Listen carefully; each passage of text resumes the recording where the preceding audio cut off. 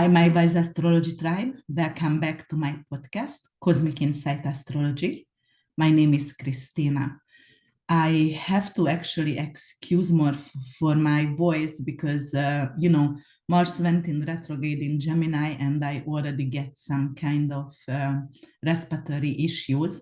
So I might go into cough a little bit and I have to excuse for that. Already, today I'm going to talk about in this podcast about the Taurus lunar eclipse, November 8th, and it's going to happen 16 degrees and 1 minute in Taurus over here. So the lunar eclipse is, that when the sun and the moon is opposing each other in heaven. Look, the moon is in Taurus, so that is the full moon here, and the sun going to be in Scorpio 16 degrees. 16 degrees is the second decan. So it is actually a Piscean decan. So it's going to have some kind of Piscean flavor as well, right? And Pisces representing the ocean and Scorpio representing the depth of the water. All right, both of them is fixed sign. Taurus and Scorpio, both fixed sign. So it's really resist to any kind of changes. Full moon itself, it's a completion, and the eclipse also, it is signing off of contract. It is a completion. It is ending. And we were talking about that previously. Full moon eclipse is always change, a chaotic and unexpected change, but through some kind of pain, growing through pain, right?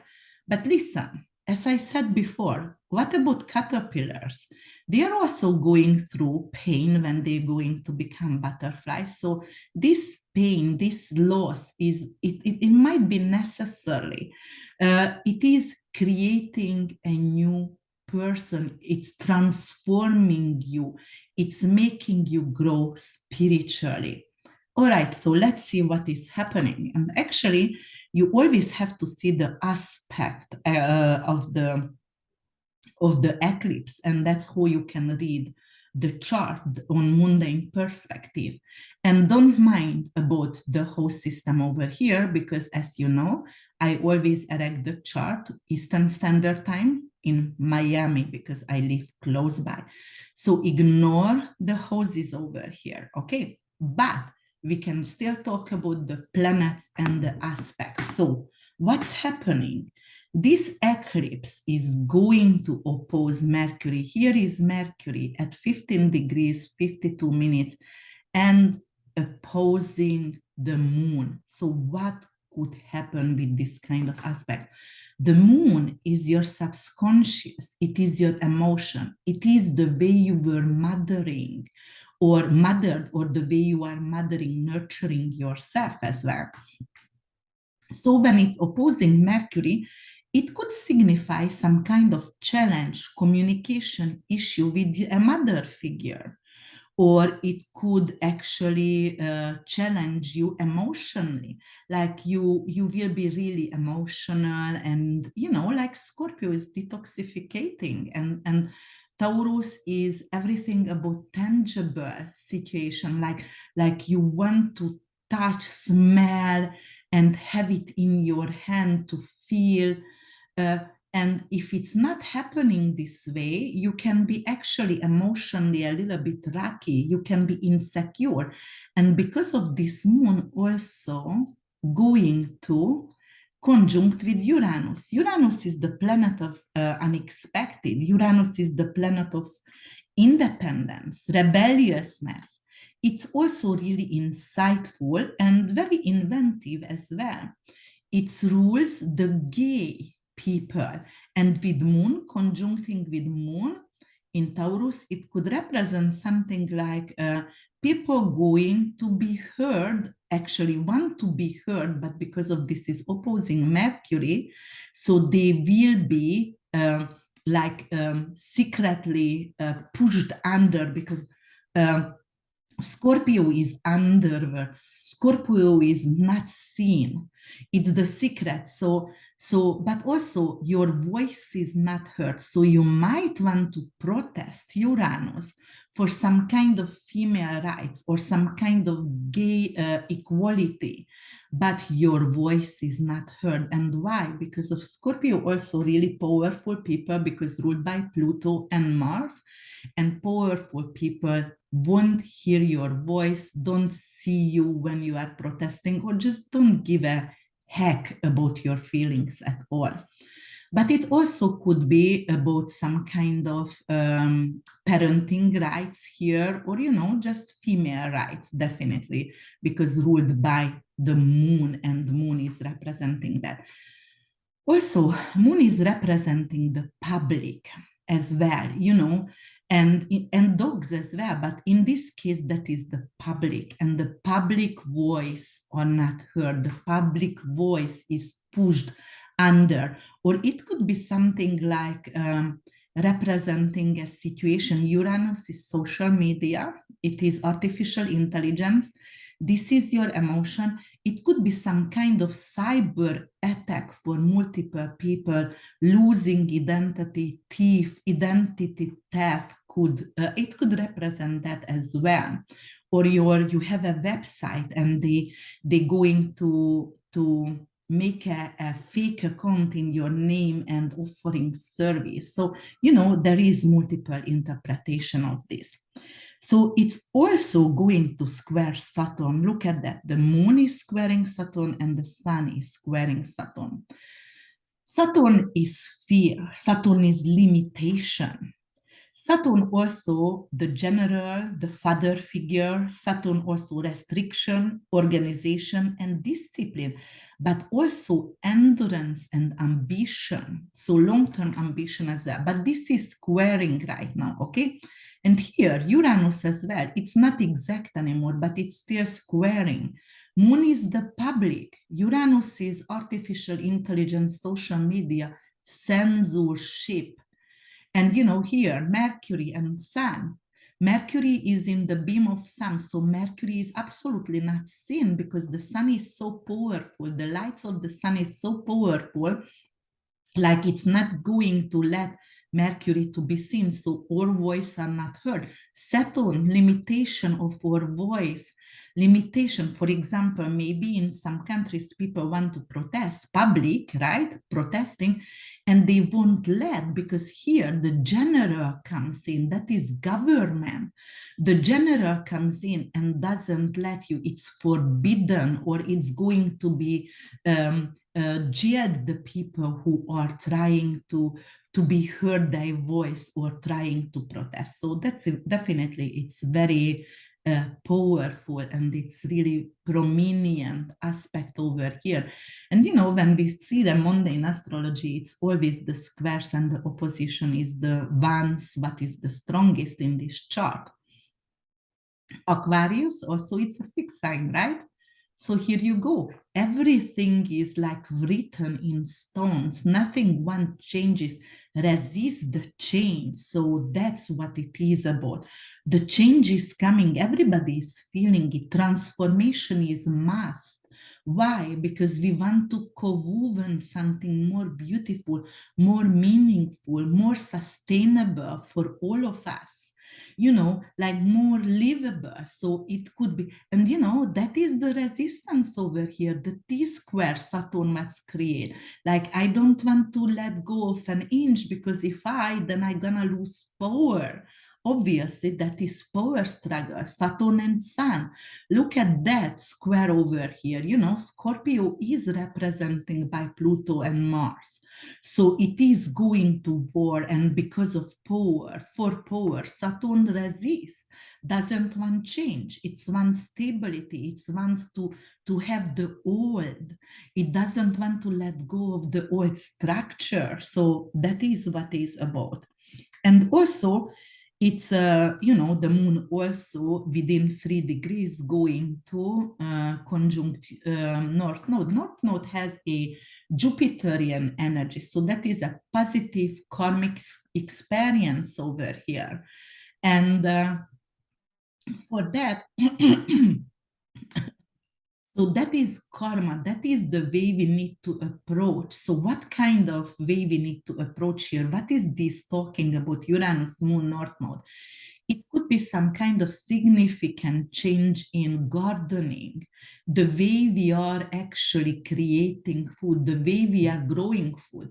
For example, Uranus is Taur. So we will actually have the next 6 months after this eclipse, we will see a lot of tower or maybe very high buildings where they're going to grow actually food, and it's not going to be in regular way because we don't have more space.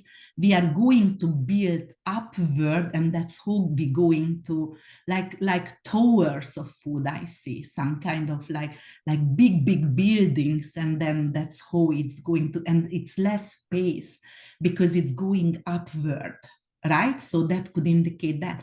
What else? That is emotions. The full moon also representing high tides. Uranus is earthquake. It's also tornadoes as well. And it could indicate, because Scorpio is the depth of the water, some kind of underwater activity, right? It is actually in Pisces, Decan. So what does it mean? The ocean, tsunamis. It could indicate some kind of tsunamis activities in many places. So earthquake, underwater activities, tsunamis, it could indicate that. All right, and what else going to happen here? Let me see if it makes anything. So that is, Taurus is ruled by Venus, and Venus actually is in Scorpio. So it's also opposing to this full moon, right?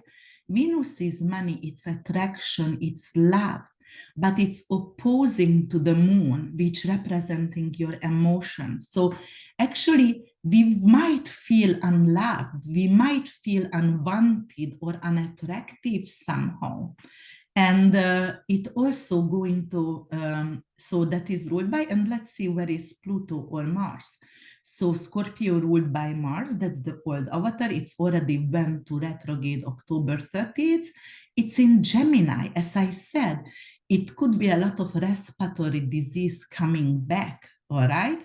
So it could be like some kind of new viruses coming in. Why do I say that? Because of the full moon is ruled by Venus, but also opposing to the sun, and the sun ruled by actually Mars and Pluto.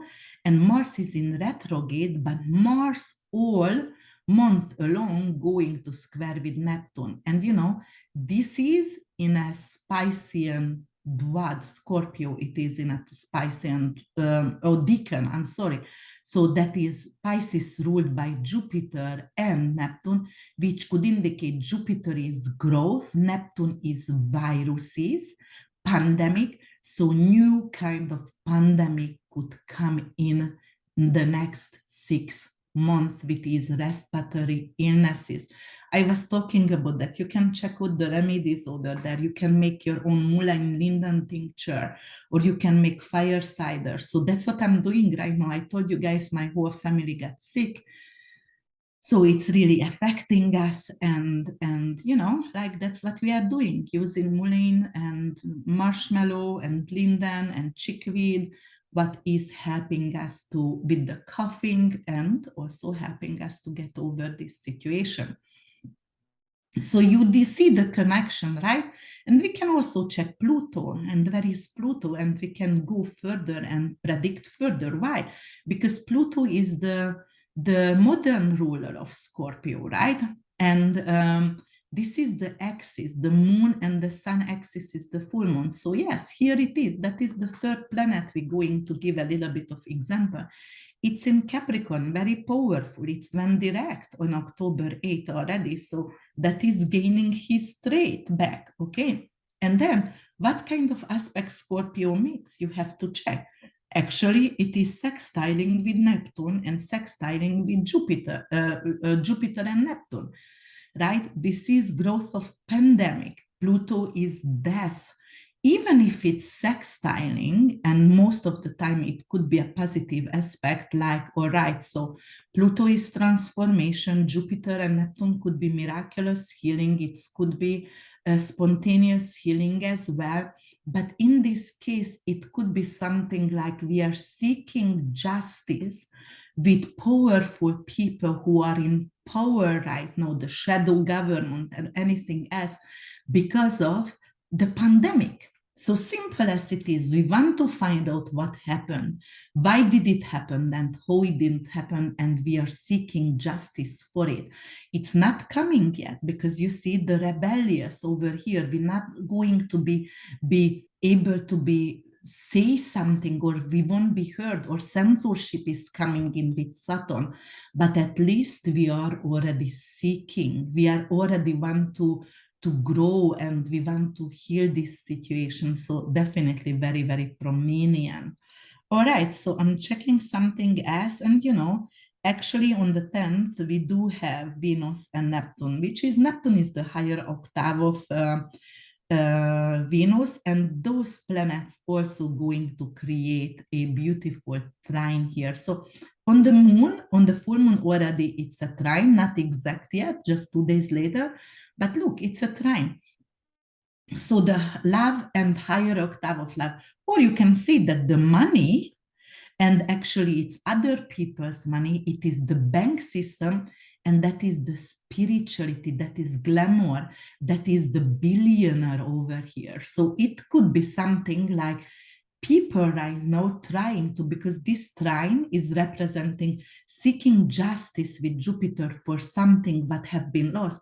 Maybe some people who are millionaires, billionaires, and had money in banks in other countries, and they might not was able to reach that money somehow because the bank didn't let it, and they just couldn't touch their own bank account somehow. Right now they are getting justice. Right now they are capable to withdraw the money from the account and capable to put that in safe places. So it could indicate as that. All right, the other way is that is like spirituality will be actually really important right now, love and spirituality, because we want to rebel, we want to go against the old, we want to find out what just happened with us and why did it happen. And because of we are incapable yet, we are forbidden to find out, there is still a lot of secret. That's why the most important, we are at least finding spirituality and trying to find healing and love on each others, and together we will be capable later on within that 6 months to create something beautiful. Unfortunately, of course, it could be also like Jupiter Neptune here, right? It's not exact, and it's never gonna be exact again. I mean, not for another 165 years, but it is like help for the unprivileged. And why could be a help over here? Because of the 22 degrees and the 16 degrees, it is like a very wide sextile here, but because of some kind of tsunami. So we will need our power again and give to the affected areas where it's going to be tornadoes, tsunamis, or hurricanes. It could actually represent very late hurricanes as well. And we will need to hold each other's hand and give to the affected areas. So definitely could be that as well. All right, guys, so this eclipse is not easy for any of us. As I told you before, October, November, December, going to be very, very powerful, prominent, really hard. But we are here for a reason. We are here because we wanted to be born. We wanted to be part of this kind of transformation on earth. So if you are here, if you are breathing, there is a reason for that. Because of you can create something beautiful. You can be the teacher, you can be the leader, you can be the one who helps, you can be really anything, and really creating something beautiful out from that really, really deep hardship. So just keep breathing and stay with me, stay tuned.